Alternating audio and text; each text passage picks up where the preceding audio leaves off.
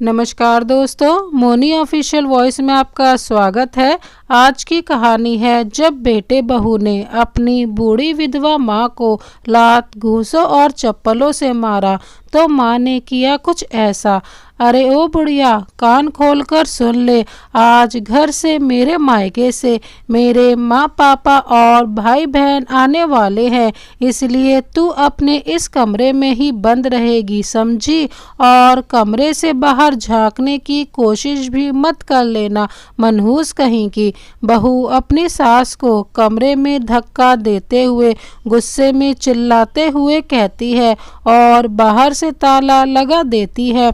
बूढ़ी विधवा सास की आंखों से आंसू झरझर बहते रहते हैं। उन्होंने कभी सपने में भी नहीं सोचा था कि भगवान कभी ऐसे दिन भी दिखाएगा। 2 दिन से बंद कमरे में 60 साल की भूखी प्यासी यमुना जी का आज दरवाजा खोला गया। जैसे ही दरवाजा खोला, वह बहू के पैर पकड़कर गिड़गिड़ाते हुए बोलते जा रही थी, बेटा बड़ी भूख लगी है, देख 2 दिन से कुछ नहीं खाया, अब इस बुढ़िया से बर्दाश्त नहीं होता, भूख के मारे जान निकली जा रही है।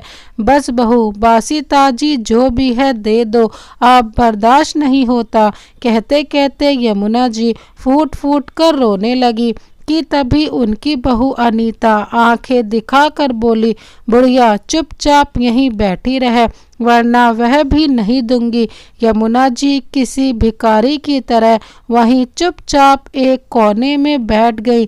तभी अनीता तमतमाती हुई और बड़बड़ाती हुई बाहर आई, हाथ में 2 दिन पुरानी सूखी रोटी और थोड़ा सा गुड़ लिए हुए, और उसके सामने एक टूटी थाली में डालकर कहती है, ले बुढ़िया ठूंस ले, 60 साल की हो गई है पर अभी भी भूख कितनी लगती है, लगता है स्वर्ग सिधारने तक मुझे कंगाल ही कर देगी। बुढ़िया के खाने का इतना खर्चा हो जाता है, पता नहीं कब तक मेरी छाती पर रहेगी। अनीता ने उसे थाली में रोटी और गुड़ डालते ही यमुना जी झटपट उसे खाने लगती हैं। वह थी तो सिर्फ रात की बची रोटी और गुड़ ही। जब सूखी रोटी और गुड़ उनके दांतों से चबाया नहीं गया तो यमुना जी पास में रखे हुए लोटे में गुड़ और रोटी भिगोकर उसे भी वह इतने चाव से खा रही थी। शायद उस बासी रोटी से ज्यादा उनकी भूख पुरानी थी। यमुना जी को ऐसे खाते देख अनीता जल भुन जाती है और वह यमुना जी की थाली में रखी रोटी को जमीन पर डाल देती है। यमुना जी थोड़ी देर तक तो रोते रोते उस खाने को देखते ही जा रही थी और फिर रोते रोते जमीन से ही खाना उठाकर खाने लगती हैं। इतने में अनीता के वहाँ मायके वाले भी आ जाते हैं और यमुना जी को ऐसे खाते देखकर खिलखिलाकर हंसते हुए उनका मजाक बनाने लगते हैं। देखो बुढ़िया कैसे खा रही है, पागल कुत्तों की तरह। लेकिन यमुना जी पर किसी के हंसने और मजाक उड़ाने का कोई फर्क नहीं पड़ता और ना ही उन्हें अपना अपमान महसूस हुआ। भूख के आगे इंसान इतना लाचार हो जाता है कि उसे आगे पीछे कुछ दिखाई नहीं देता। अनीता अपनी सास के बाल खींचकर बोलती है, बहुत भूखी है, बेचारी ने कुछ नहीं खाया। यमुना जी बोलती हैं, बहू मेरे बाल छोड़ दो, बहुत दुखता है, और बहू उसे वहीं पटक देती है। तभी अनीता की विदेश से आई हुई बहन बोली, अरे दीदी, आपने अब भिखारियों को भी खाना खिलाना शुरू कर दिया, यह नेक काम तो कब से करने लगी।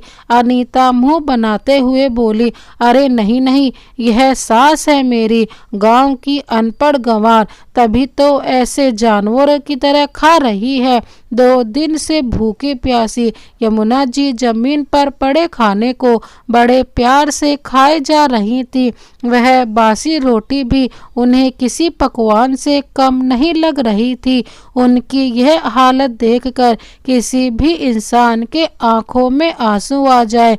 लेकिन दूसरी तरफ अनीता के मायके वाले उन पर बेशर्मों की तरह हंस रहे थे। अनीता को अपनी सास पर जुर्म करने में थोड़ा सा भी तरस नहीं आता था। उसे तो बल्कि बहुत मज़ा आता था जब उसकी सास उसके सामने तड़प कर रोती थी। आज भी यमुना जी रो रो कर रोटी खा रही थी कि तभी अनीता के एक भाई ने मेज पर रखे समोसे की प्लेट में से एक समोसा लेकर यमुना जी की तरफ फेंकता है। उस समोसे को देखकर यमुना जी की आंखों में चमक आ जाती है, लेकिन जैसे ही उन्होंने वह समोसा उठाने के लिए अपना हाथ बढ़ाया, वैसे ही अनीता के भाई ने वह समोसा पीछे खींच लिया। वह उस एक समोसे को कभी यमुना जी के आगे करता तो कभी पीछे खींचता और यमुना जी की इस लाचारी पर वह ठाका मारकर हंस रहा था। और अनीता के सारे भाई बहन जो कि अमीर घराने के एक नंबर के बिगड़ैल थे, यमुना जी की दशा पर ठहाका मार मार कर हंस रहे थे।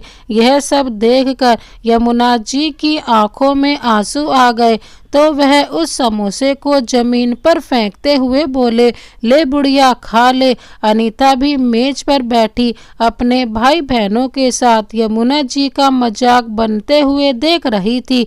तभी अचानक अपने गाल पर पड़े चांटे से हंसी ठिठोली की आवाज सन्नाटे में पसर गई। कौन है रे तू, और तेरी हिम्मत कैसे हुई मुझे थप्पड़ मारने की। तभी एक और तमाचा अनीता की बहन के गाल पर पड़ा। तभी वह सीधा यमुना जी के कदमों में जाकर गिर पड़ी। अनीता और उसके सारे मायके वाले आश्चर्य नजरों से उसे देखे जा रहे थे कि तभी अनीता डरते हुए कदमों से उसके पास जाकर बोली, दीदी यह क्या बदतमीजी है घर के मेहमानों से पेश आने की। तभी एक जोरदार झन्नाटेदार तमाचा अनीता के गाल पर पड़ा। शर्म नहीं आती भाभी आपको, एक बूढ़ी लाचार माँ के साथ ऐसा करते हुए। नीलम गुस्से में चिल्लाते हुए बोली, अगर तुम लोगों ने अभी इसी वक्त मेरी माँ से माफ़ी नहीं मांगी तो तुम लोगों का मैं वो हाल करूँगी कि तुम दोबारा किसी गरीब का मजाक बनाने से पहले 100 बार सोचोगे।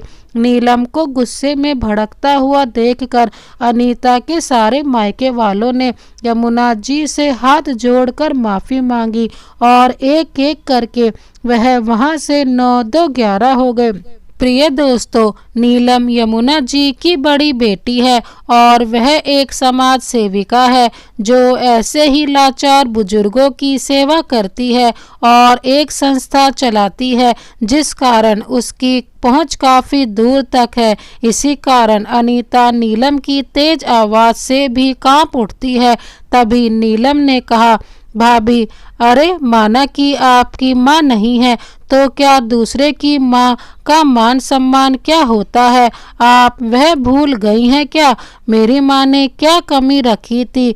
आपकी शादी के 2 महीने तक आपको धरती पर कदम नहीं रखने दिया, पलकों पर बैठाकर रखती थी आपको, यहाँ तक कि तुमको जल्दी उठने की आदत नहीं थी और बिस्तर पर जब तक चाय ना मिले तो आपकी आँख नहीं खुलती थी। मेरी माँ आपके उठने से पहले ही आपकी इलायची वाली चाय आपके हाथ में पकड़ा देती थी, चाहे वह कितनी भी तकलीफ में क्यों ना हो। हमसे ज़्यादा प्यार उन्होंने आपको किया।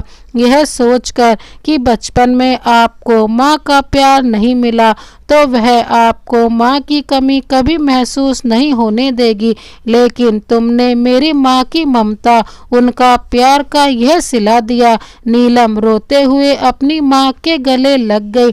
यमुना जी एक सीधी सादी महिला थी। पूरा जीवन उन्होंने अपने बच्चों के पालन पोषण, उनके भविष्य को संवारने में गुजार दिया था।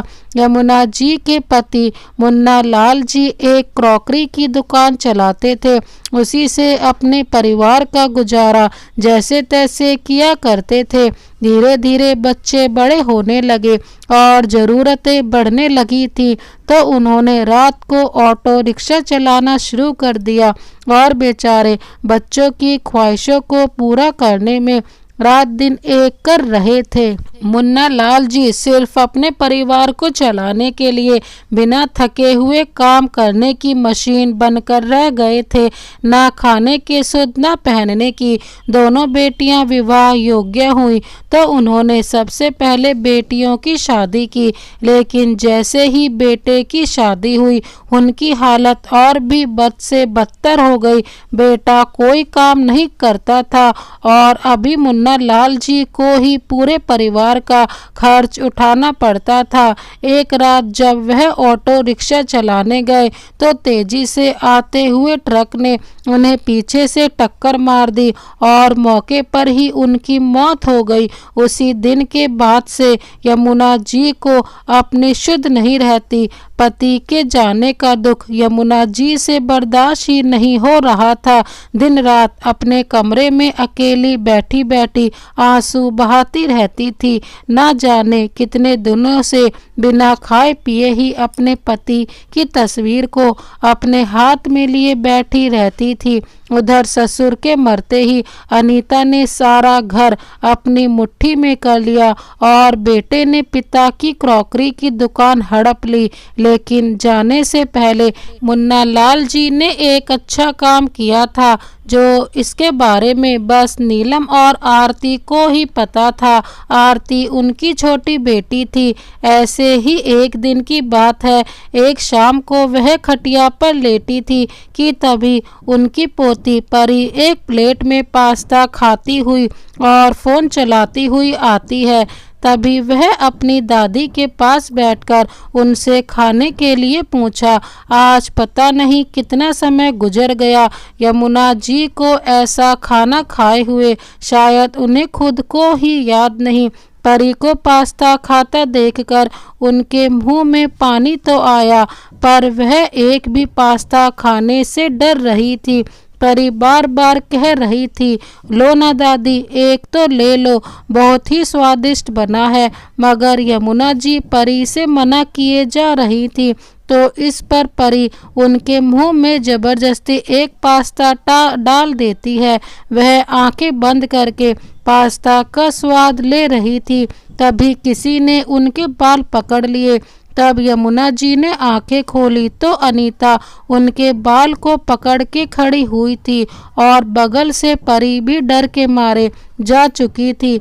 अनीता यमुना जी के केस पकड़कर उन्हें खाट से धक्का देते हुए बोली, बुढ़िया तेरी हिम्मत कैसे हुई मेरी बेटी का पास्ता छीन कर खाने की? अरे इतना भी क्या चटोरापन कि एक छोटे सी बच्ची का खाना भी तू चुरा करके खा रही थी। तेरी इस चटोरी जीभ के चक्कर में कहीं तू बीमार पड़ गई तो उसका बिल क्या तेरा मरा हुआ पति भरेगा? यमुना जी डरते हुए लड़खड़ाती सी आवाज में बोली, बेटा मैंने नहीं छीना, वह तो परी ने खुद मेरे मुंह में डाल दिया था। मुझे मत मारो बहू, मैं तुम्हारे आगे हाथ जोड़ती हूँ, आगे से मैं नहीं खाऊंगी, बस एक ही खाया था। यमुना जी रोते रोते कहती जा रही थी, लेकिन अनीता ने उनकी एक ना सुनी और उन्हें मारती ही जा रही थी और बोली, बुढ़िया एक तो कब से मेरी छाती पर मूंग दल रही है, ऊपर से मेरे बताए नियम भी तोड़ रही है। आज जो तेरी सारी हड्डियों को न तोड़ा तो मेरा नाम भी अनीता नहीं। और बहुत ही बेरहमी से यमुना जी को अनीता पीटे जा रही थी। जब पीटते पीटते अनीता का गुस्सा शांत हो गया तब वह यमुना जी से कहती है, आज पूरे दिन तुझे खाना नहीं मिलेगा, बुढ़िया भुगत अब पास्ते का स्वाद को।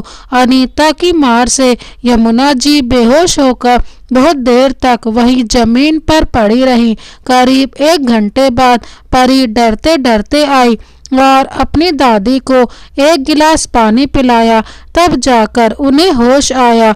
लेकिन उसे भी अनीता ने इतना डरा रखा था कि अगर उसे दादी के पास देख ले तो उसे कभी भी कमरे में बंद करके बहुत मारती थी। उसने तुरंत पानी पिलाया और वहां से अपने कमरे में चली गई। थोड़ी देर के बाद यमुना जी लड़खड़ाते हुए उठी और अपने खटिया पर जाकर सो जाती हैं। वह पूरे दिन बस बाहर आंगन में ही पड़ी रहती थी। या तो कोई काम करती थी या तो अपने खटिया पर लेटी रहती थी। गर्मी हो, सर्दी हो या बरसात हो, घर के अंदर उन्हें जाने की इजाज़त नहीं थी। वह आंगन में पड़ी पड़ी मक्खी मच्छरों के साथ बातें करती थी। उनका बेटा विकास जी की बाजार में अपने पापा की बनी हुई क्रॉकरी की दुकान को चलाता था। न जाने कितनी बार माँ के पास से निकलता था, पर कभी भी अपनी माँ से उनका हाल चाल भी नहीं पूछता था। वहीं अनीता की बात करें तो वह यमुना जी की भगत तभी करती थी जब उसकी दोनों नंदे वहां आया करती थी। उनके सामने वह यमुना जी से बड़े अच्छे से पेश आती थी, पर बेटियां जब अपने घर चली जाती थी तो सारी सेवा अनीता वसूल करती थी। वैसे तो यमुना जी ने कई बार सोचा कि बेटियों को अनीता और विकास की असलियत के बारे में बता दे, पर फिर वह यही सोचकर डर जाती थी कि कहीं ऐसा करने से अनीता इसे घर से ही न निकाल दे। फिर वह जाकर बेटियों के सर पर बोझ नहीं बनना चाहती थी। वह तो वैसे भी अपने ससुराल वालों पर आश्रित है। एक दिन सुबह की बात है, यमुना जी को खबर मिलती है कि उनकी छोटी बेटी आरती आने वाली है, तो यमुना जी की खुशी का ठिकाना नहीं रहता। चलो आज 1 साल बाद कुछ अच्छा खाने को मिलेगा, क्योंकि आरती 1 साल पहले आई थी। वहीं पर अनीता गुस्से से बड़बड़ा रही थी और कह रही थी, इनके पास और कोई काम धंधा नहीं है जो बार बार मुंह उठाकर आ जाती है। अब इनके साथ इस बुढ़िया की भी सेवा करो। मेरा बस चलता ना तो इस बुढ़िया को जहर दे देती। ना काम की ना काज की, दुश्मन अनाज की। जब आरती आ गई, आरती के आने का समय शाम का था, पर वह जल्दी ही आ गई और उसकी खबर उसने पहले से ही अपने भैया भाभी को नहीं दी थी, क्योंकि वह जल्दी जाकर सबको चौंकाना चाहती थी। लेकिन आरती ने जैसे ही घर में कदम रखा, अपनी माँ को देख उसके आंखों में आंसू आ गए। आरती ने भी समय के नजाकत को समझा, क्योंकि वह जिस मकसद से यहाँ माँ के लिए आई थी वह उसे अभी खोलना नहीं चाहती थी। आखिर माँ की जिंदगी का सवाल था। अब उम्र भी काफ़ी हो गई है ना। मैं बातों ही बातों में एक बात करना भूल गई भाभी, कल नीलम दीदी भी आ रही हैं। वह क्या है ना, पापा ने हम तीनों भाई बहनों के नाम पर एक प्रॉपर्टी रखी है, जो अब हम चाहते हैं कि सारा कुछ भैया के नाम कर दे। जब पापा की जिम्मेदारी भैया ने उठाई और माँ की अभी भी उठा रहे हैं, तो फिर उनकी जायदाद में उन्हीं का सारा हिस्सा होना चाहिए ना। आरती ने अनीता को अपने जाल में लपेटते हुए कहा। यह सुनकर अनीता के तो मन में लड्डू फूटने लगे। चलो इस बढ़िया को इतने दिनों तक पालने का कुछ तो फल मिला। इधर यमुना जी आरती की बातों से दुखी हो जाती हैं और सोचती हैं, मेरी भोली बेटियां अपनी माँ की आंखों को काश एक बार पढ़ पाती और अपनी माँ का दर्द देख पाती, अपने भैया भाभी का असली और भयानक रूप देख पाती।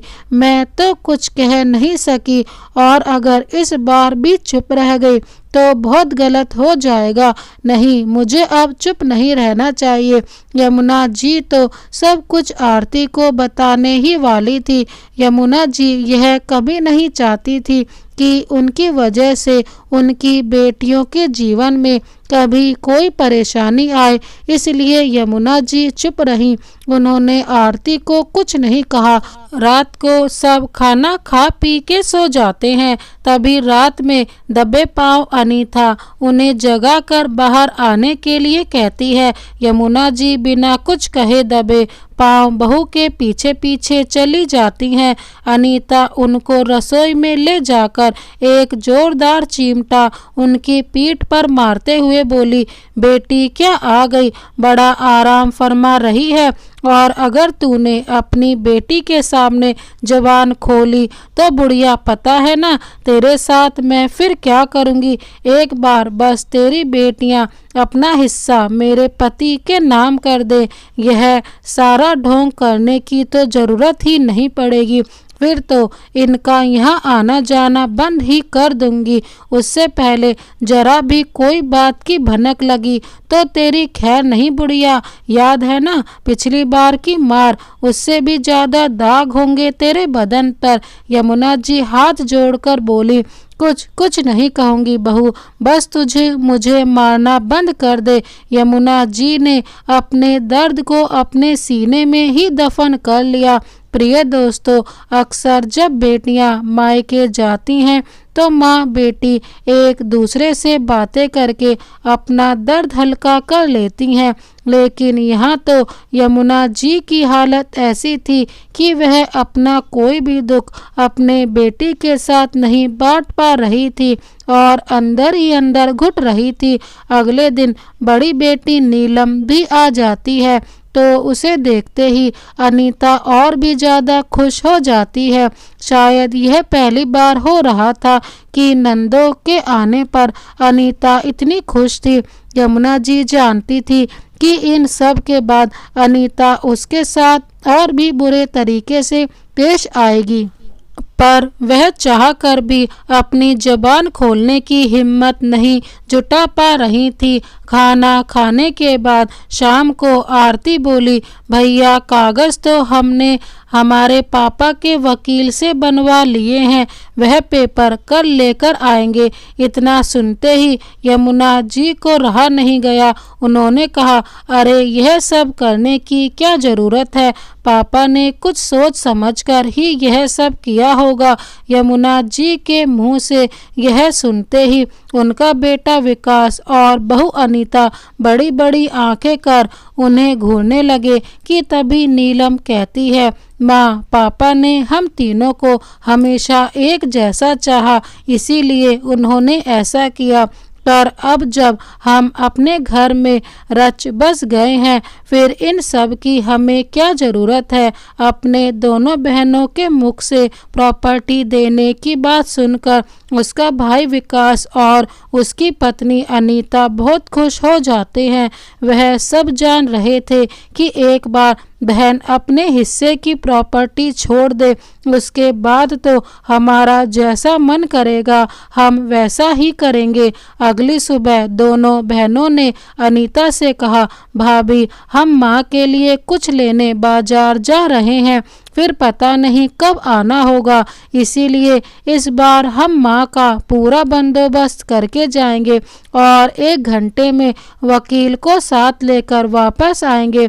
उनके बाजार जाते ही अनीता को पूरा मौका मिल जाता है यमुना जी पर अपनी भड़ास निकालने का।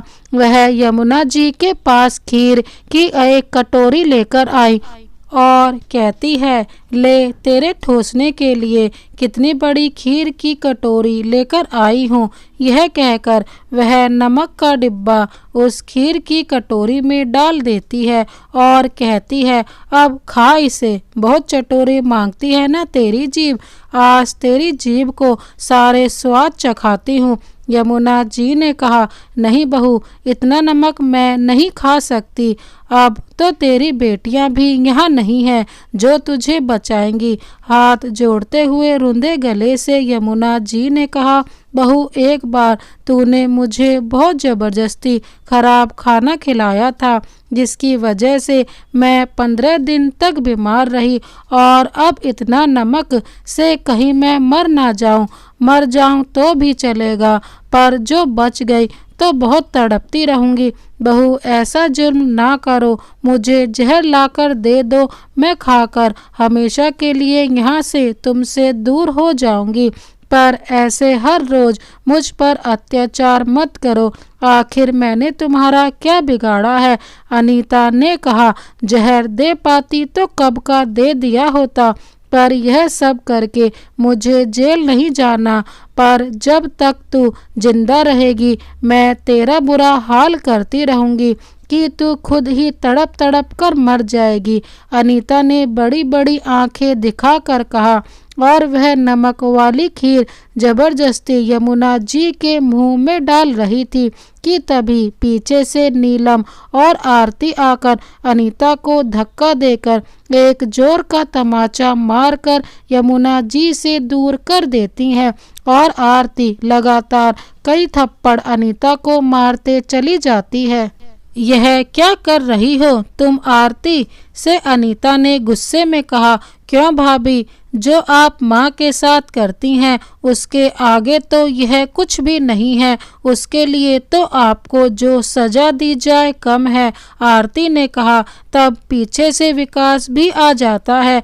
तब अनीता तुरंत कहती है, देखिए जी, आज यह छोटी होकर अपनी माँ जैसी भाभी पर हाथ उठा रही है।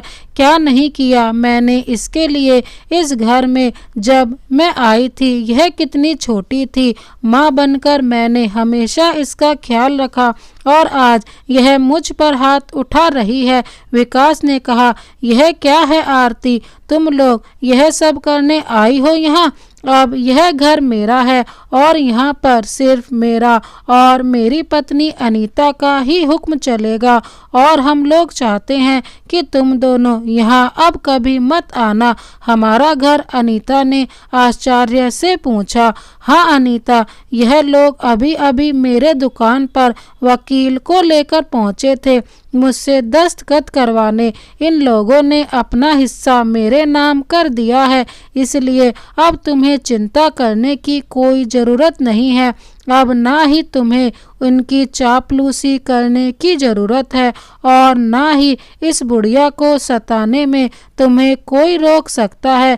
जिसे दिक्कत है वह इस बुढ़िया को अपने साथ हमेशा के लिए ले जा सकता है। विकास ने कहा, पर मुझे एक बात समझ में नहीं आई कि इन लोगों ने आपके दुकान पर जाकर दस्तखत क्यों करवाया और मुझे बाजार का कह कर गई थी। अनीता ने कहा तो इस बात पर नीलम और आरती जोर जोर से हंस पड़ी और फिर नीलम बोली कि जो भी कहो भाभी, आपका दिमाग सच में भैया से भी तेज है, इसीलिए हमने दुकान में जाकर दस्तखत किए ताकि हमारा प्लान कामयाब हो जाए।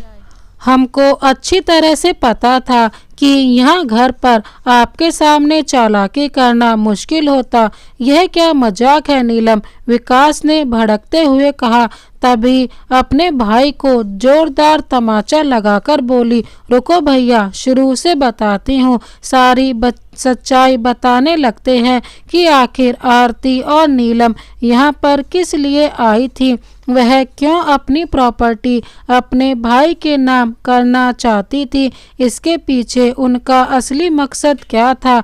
नीलम ने कहा, भाभी आपको तो याद है ना उस दिन जब परी माँ को जबरदस्ती पास्ता खिला रही थी, उसी समय आपसे मैंने कुछ देर पहले फ़ोन पर बात की थी।